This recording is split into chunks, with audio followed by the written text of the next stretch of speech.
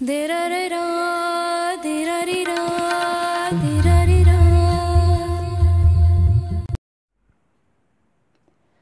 день, дорогие мои подписчики и гости канала. Продолжаем готовиться к Новому году, и сегодняшний урок я хочу посвятить вот таким интересным игрушечкам, либо подвесочкам, либо украшению на дверь, в вашу комнату, полочку. Делается это все очень легко, элементарно, выглядит очень красиво, очень шикарно. И такую игрушку можно подарить даже друзьям. Материалы то же самое, девочки, какие у нас есть, элементарные. Итак, для работы, для такого вот красивого домика нам с вами понадобится вот такие два листочка картона. Дальше нам понадобятся вот такие палочки для стеночек нашего домика и для крыши. Если нет палочек, то, естественно, можно сделать тоже из какого-нибудь цветного картона. Дальше нам понадобится такая интересная тесьма из мешковины и отделанная кружевом. Будет очень красиво смотреться. И, естественно, для украшения различные ленты, бантики, которые у нас остались от других работ. В общем, все, что вы найдете.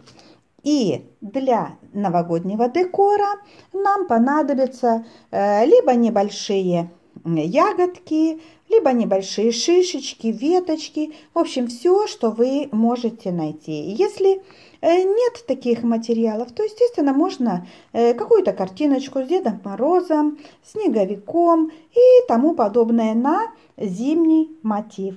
Итак, когда у нас все с вами подготовлено, нам нужно первым делом сделать шаблон нашего домика. Домик может быть вот в виде такого домика-скворечничка, либо настоящего домика. Для этого домика элементарно мы вырезаем две детали, склеиваем и вырезаем окошечко. Вот здесь чуть-чуть посложнее нам нужно будет вырезать серединочку нашего скворечничка. Мы с вами будем делать вот такую модель посложнее. Итак, я показываю, как мы делаем нашу схему. Мы берем с вами листочек бумаги и на нем чертим наш скворечничек. Ширина его 7 сантиметров, высота 8 сантиметров. И на подъем крыши посередине мы добавим 3 сантиметра. Соединив все это вместе, у нас получится уже оригинальный вот такой домик. Дальше нам нужно сделать вот такое окошечко, прорезь. Мы делаем его диаметром в 3 сантиметра, как раз по линии начала нашей крыши. Затем все это мы вырезаем и обводим на наши картоночки и приступаем к нашей работе.